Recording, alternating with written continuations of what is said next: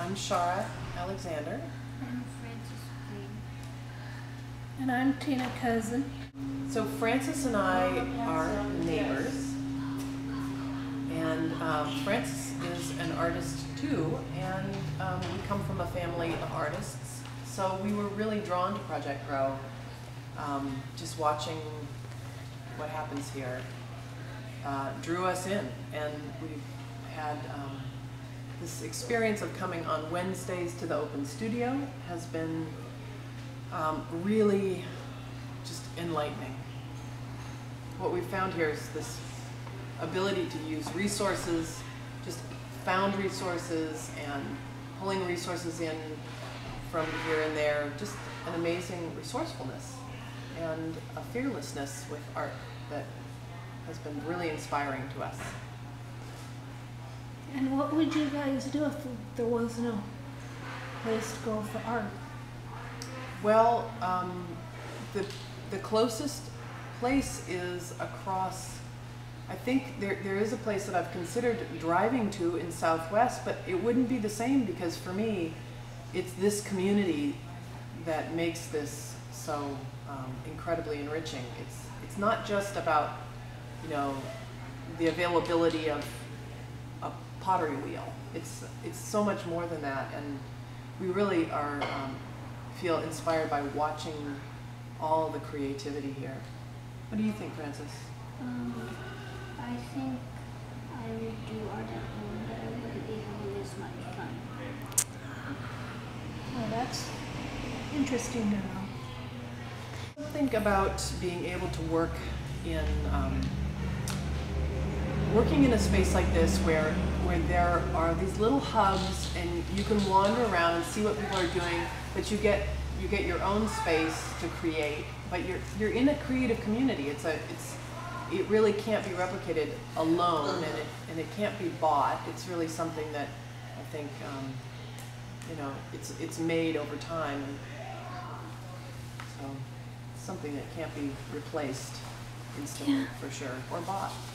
I bought my house in 1994, so we've been there over 20 years, and or about 20 years, and actually no, it was 91, so it's been about 20 years, and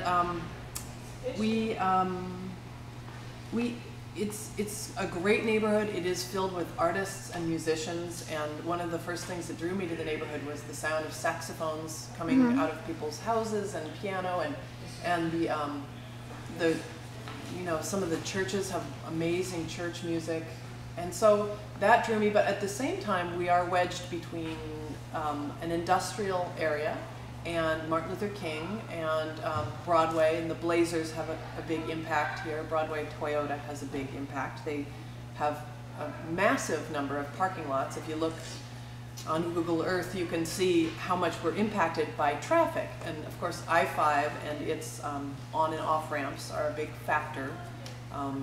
A lot of the existing buildings from the turn of the century and the 20s were torn down in the 60s and 70s as part of an urban renewal project that Emmanuel Hospital took part in, but unfortunately a lot of that hasn't been rebuilt. So we do have a lot of empty lots, and the feel can be, it's not particularly human at times. I mean, there's a lot of razor wire and just a lot of traffic. So for Project Grow to make a home here has been, I think, it took a lot of effort, and I've seen the amount of work from all of these volunteers and people who come out because of the spirit of the place to make a home here. And it's been an incredible process of carving out a warm and supportive place for people out of a pretty harsh environment. So, but I love my neighborhood, and I partly love it because there's a streak of survival here. People are just really able to work with what they've got, you know, and we don't get picky about the little things. We're just happy to have people, you know, enjoying the environment and creating and loving each other and, you know, supporting each other and surviving. What kind of art things do you like? I love working with clay, and that's why I was so excited when the wheel showed up and the kiln. I never thought I would have a chance, you know, right in the neighborhood to be able to work with people.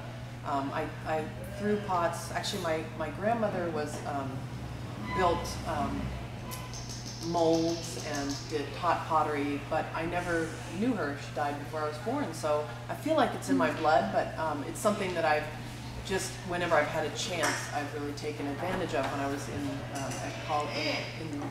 Corvallis, I used the wheel there, but I just haven't had a chance up until now. Since then, that was 15, 20 years ago. So this has been a really great opportunity for me, and I've been able to teach what I know to Francis and to other folks who are here, Ruth and other people who've been interested. But it's a really important learning process for me too, because you've got other people from the community coming in who know much more than I do, and so it's just sharing what we know.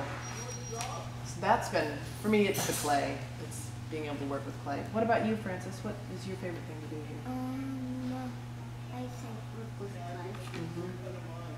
But the other day, Francis was painting with Larry. Larry was on one side of the table and Francis was on the other, and they were really sharing ideas too, and of course sharing paint. So I think just that you can seamlessly move from one medium to the other is really wonderful here, and seeing these huge looms all around. I hope that, Amisha, you've had a chance to take the camera on a tour of, take a look at what's across the street compared to what's going on here. It's very functional. They're working with cardboard over there, but it's not particularly human. It feels very, it's all closed off. It's basically a wall of concrete and brick.